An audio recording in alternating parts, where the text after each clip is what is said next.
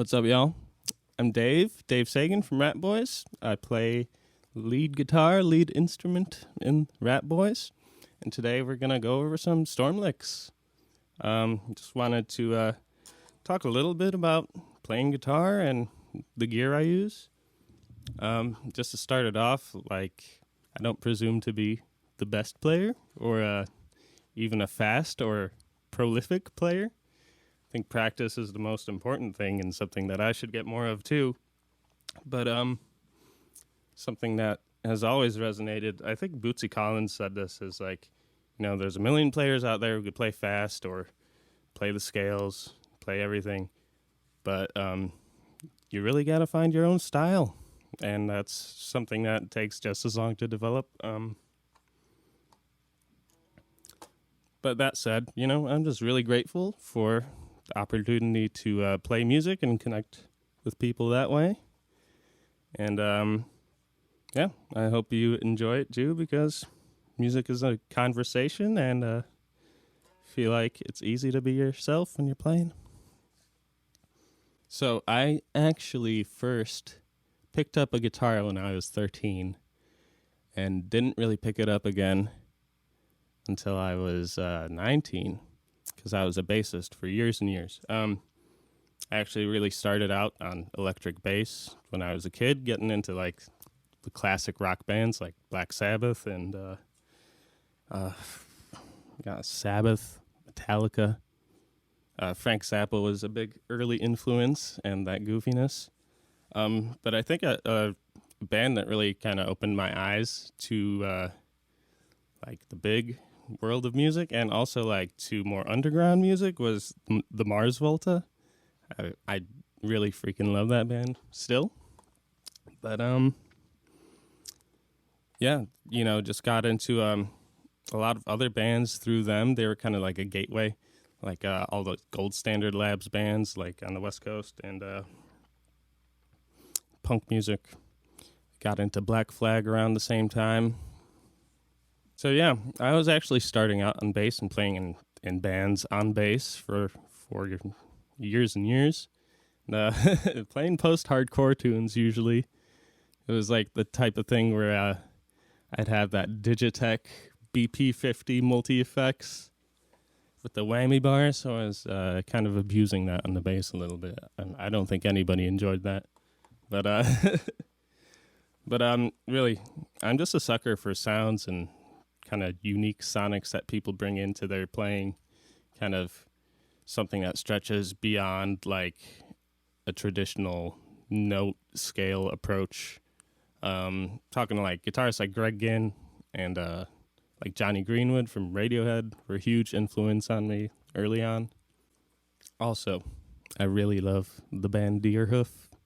Love Chris Cohen, love John Dietrich, love everybody in that band, and really a lot to take away from there. I feel like they're constantly pushing the envelope.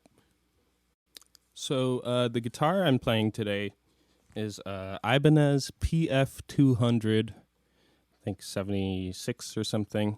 It's got a bit of weight to it. I think this is one of the lawsuit type guitars.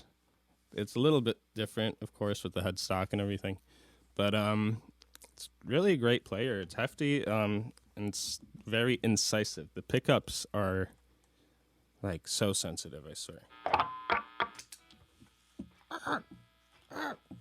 Trying to scream through them, but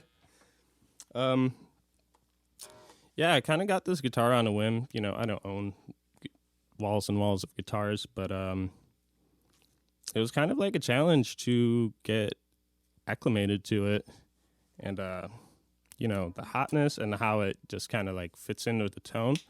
But in Ratboys, Julia plays a Dan Electro mostly, so she's got a thinner tone, and then kind of helps with the humbuckers in this, where I could kind of round it out. But yes, a bit about the guitar. I want to show you guys my amp too. This is actually probably the first real tube amp I've owned. It's a Music Man HD 130 from the 70s. When I got this, when I was 19, I think Ratboys was first like going out first going out on tour. I really just needed something that was loud, something where I could hear myself and everybody else can hear myself. And didn't think too much about it at the time. But this amp is kind of different. It's it gets warm, it gets crunchy, but it's like very incisive, I would say.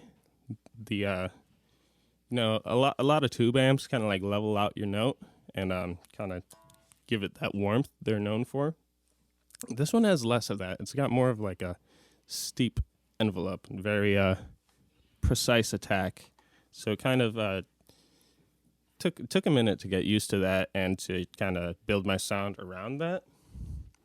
But oh man, this thing's so loud. I don't think I've ever taken it to 10 ever. So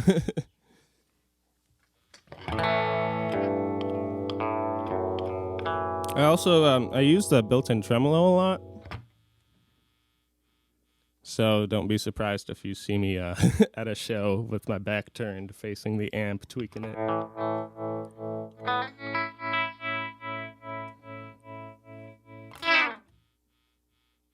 I actually did a bunch of work on this amp recently too, filter caps and all. So that's just kind of how I am. I like to tweak things. I like to fix things when possible. So yeah. Learned a lot from these little pieces of gear. So, yeah, just going off that, I mean, I don't have a million pedals. I have 6 pedals. Only 5 of them make noise. But yeah, let's go through them. I'm going into a Boss tuner, white TU2 tuner, into a fuzz. I have my fuzz first in the chain because I like the way it gets overdriven. After that, I'm going into this custom fuzz. I think it's a clone of a Fox tone machine I got off the internet a while ago. Yes, also very bright but punishing.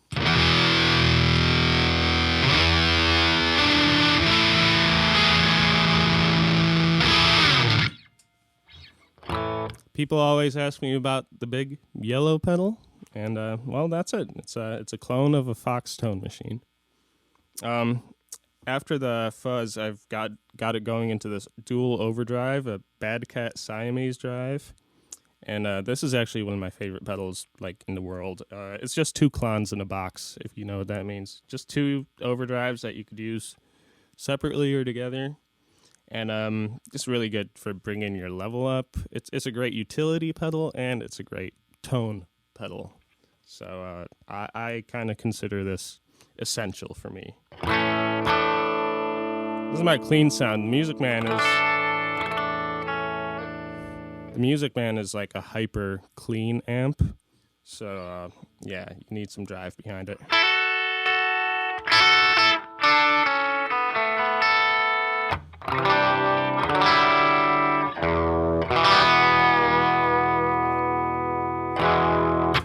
So I got that channel set up as like kind of a boost. And the second channel is like a classic rock drive.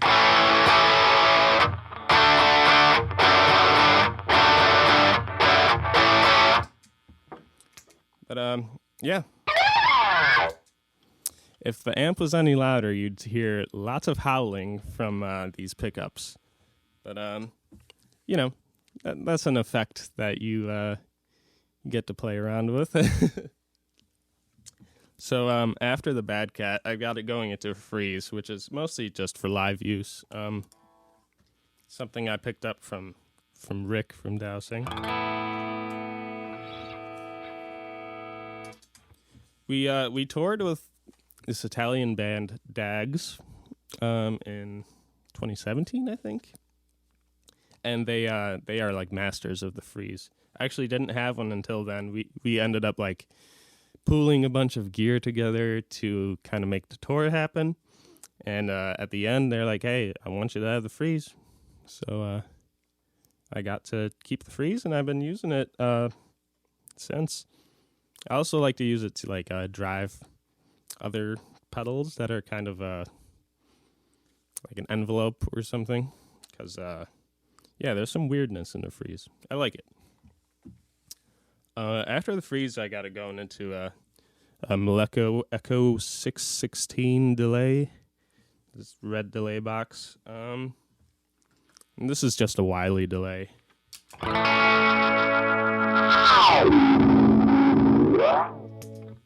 And I've gotten in trouble at live shows because I accidentally hit the feedback knob with my toe.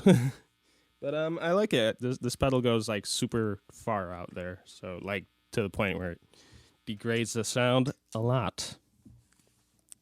But it's great. And I've got it going into another delay pedal after that, just a deluxe Memory Boy.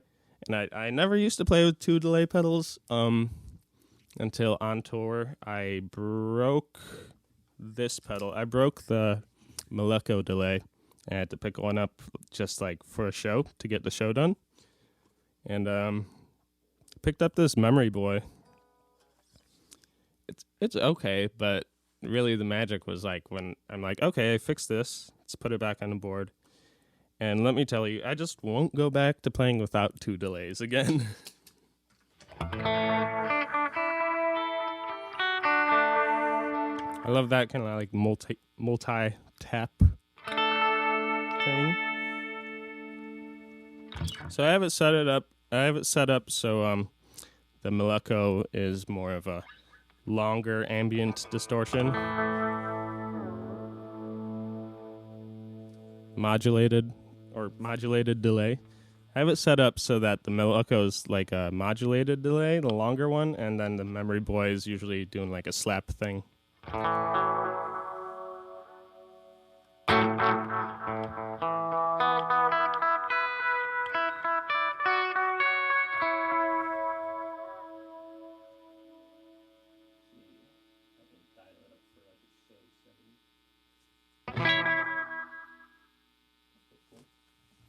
Pretty cool.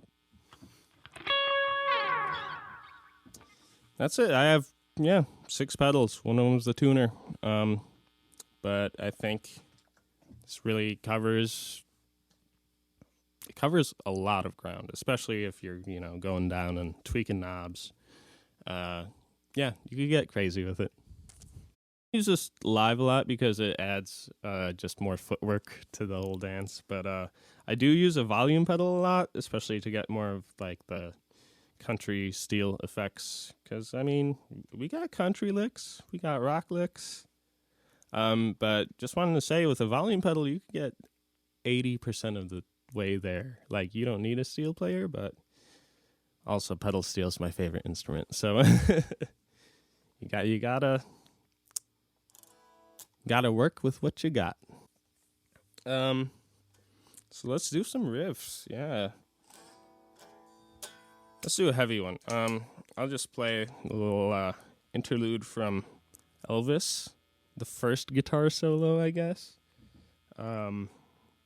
Just to show you, how you kind of like to play with in Ratboys, we play with the contrast between parts, especially, happy song, sad lyrics, or angry song, chill verse. Who knows? Different combinations like that. But,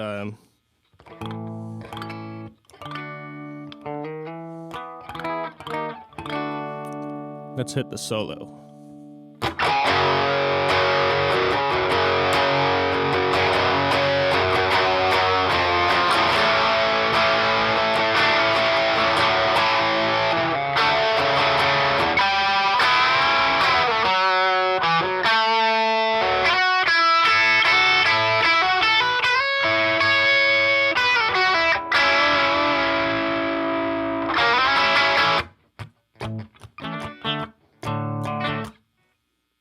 Back to the chill verse. Here's a little bit slower.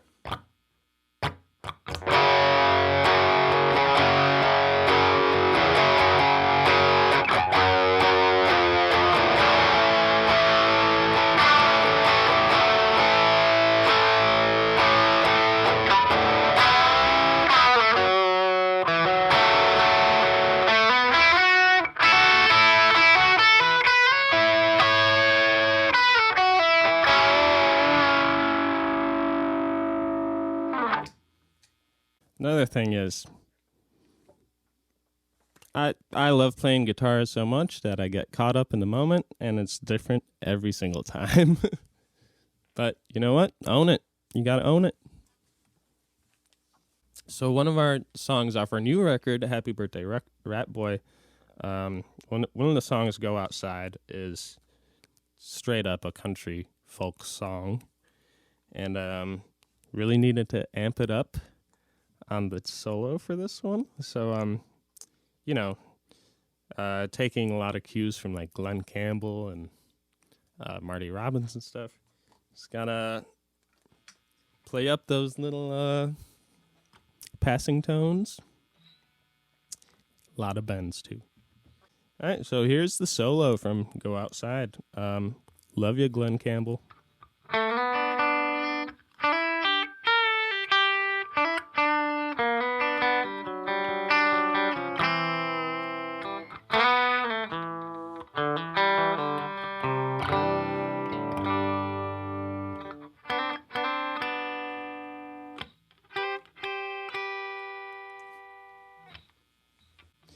All right. One more time, a little bit slower.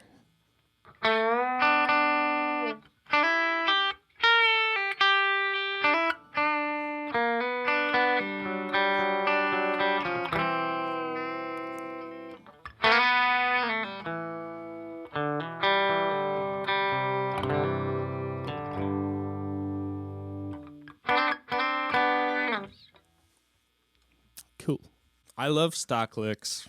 I love like this stuff and this stuff and this stuff. I love all the cheesy stuff. But yeah, what I said in the beginning about finding your own style, you just kind of you can't abuse any lick, you know. So you got to mix it up a bit. One of our older songs on GN West Side, at the time, I think I just getting into the idea of playing a lot of open chords, and Julia's always just tripped me up with her chords. She always like leaves strings droning, and it gave me a lot of space to work with on this song too, to kind of write a fitting riff for this one. So yeah, this is one of my favorite songs of ours. So let's do it.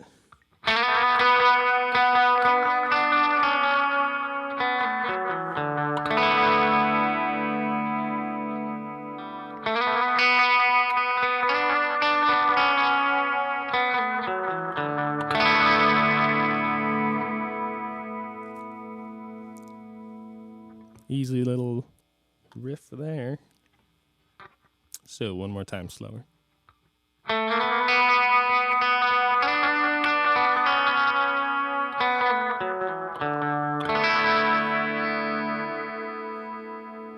And like bouncing between like the fretted note and the open note. I love that effect too. It's kind of modulating the note itself without extra effects. But of course I got the delay on too. I think I got one more riff for y'all. We'll kind of take it out on a just huge rockin' thing. So on Happy Birthday Rat Boy, we recorded a song called 88 Fingers Edward. The demo of it, I think, was 1 minute 30 seconds long, and we actually fleshed it out to like a 4 or 5 minute song. That kind of involved everybody looking at me at the end of the song and being like, Dave, take it, just keep going, keep soloing. So this was a bit of a trick, but it's kind of like planning out how to control like the rise of the solo, because you know if you like get to the point where you're doing like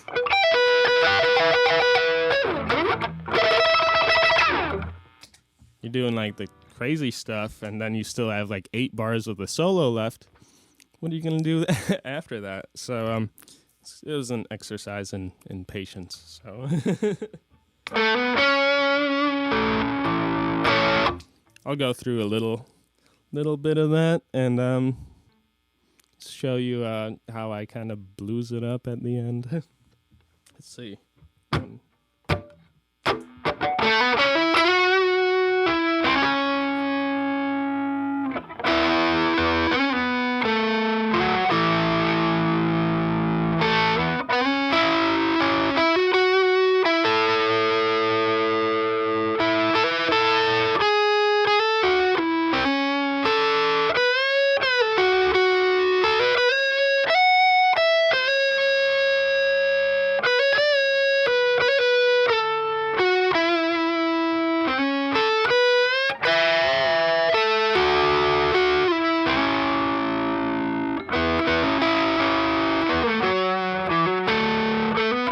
Drums pick up a little bit here.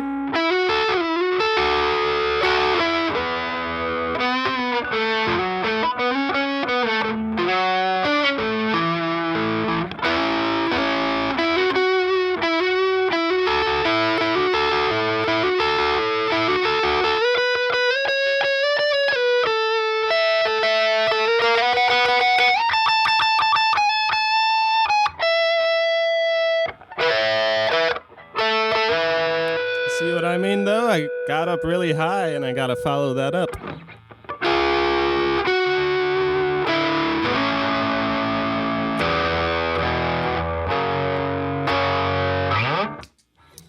Let's see.